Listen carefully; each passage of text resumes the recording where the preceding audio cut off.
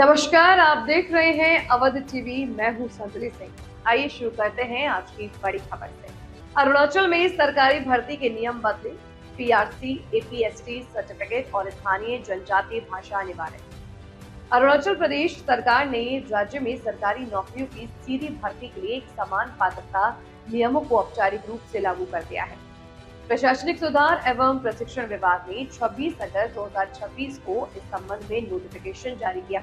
इसके साथ ही 13 अगस्त को मुख्यमंत्री पेमा खांडू की अध्यक्षता में हुई कैबिनेट बैठक के फैसले को कानूनी और प्रशासनिक रूप मिल गया है। नई व्यवस्था के तहत सरकारी नौकरी के लिए आवेदन करने वाले उम्मीदवारों को 3 प्रमुख शर्तें पूरी करनी होंगी।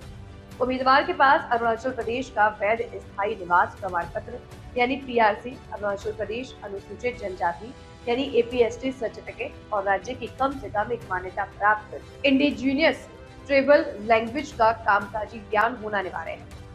नोटिफिकेशन के अनुसार उम्मीदवार भारत का नागरिक और अरुणाचल प्रदेश का निवासी होना चाहिए। उसका पीआरसी और एपीएसटी सर्टिफिकेट सक्षम अधिकारी द्वारा जारी किया गया होना चाहिए।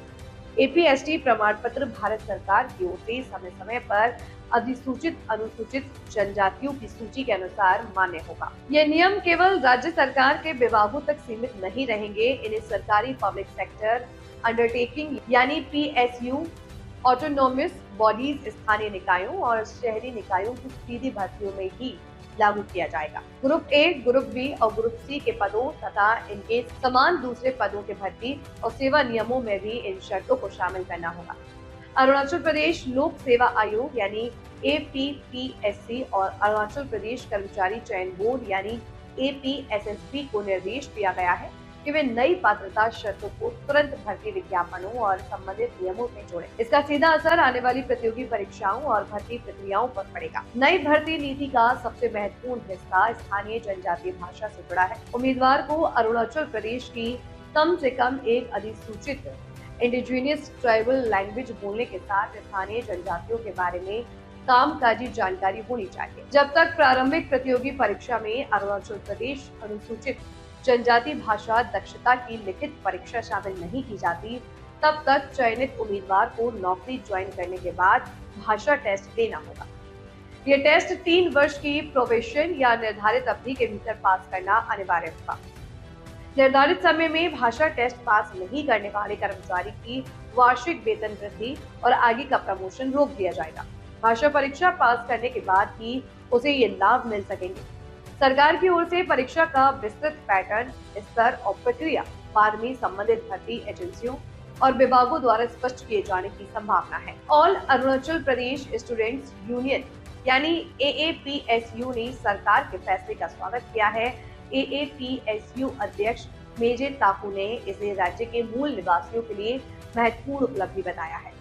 उनका कहना है कि संगठन लंबे समय से सरकारी भर्तियों में पीआरसी, एपीएसटी सर्टिफिकेट और स्थानीय भाषा की शर्त लागू करने की मांग उठा रहा था। एएपीएसयू ने साफ किया कि सिर्फ नोटिफिकेशन जारी करना पर्याप्त नहीं होगा। नई व्यवस्था का असर तभी दिखाई देगा जब एपीपीएससी, एपीएसएसबी और अन्य सभी भर्ती एजेंसियां इसे समान और सख्त तरीके से लागू करेंगे। संगठन ने भर्ती प्रक्रिया में पहले से पाइपलाइन में मौजूद पदों पर भी जहां नियमों के तहत संभव हो नई शर्तें शामिल करने की मांग की है। एएपीएसयू ने चेतावनी दी है कि यदि किसी भर्ती एजेंसी ने इन शर्तों को कमजोर करने, चुनिंदा तरीके से लागू करने या इनसे बचने की कोशिश की तो संगठन आंदोलन तेज कर सकता है। इससे पहले संघ ने भर्ती नीति में बदलाव की मांग को लेकर 17 अगस्त को प्रस्तावित बंद की चेतावनी दी, जिसे कैबिनेट के फैसले के बाद वापस लिया गया था।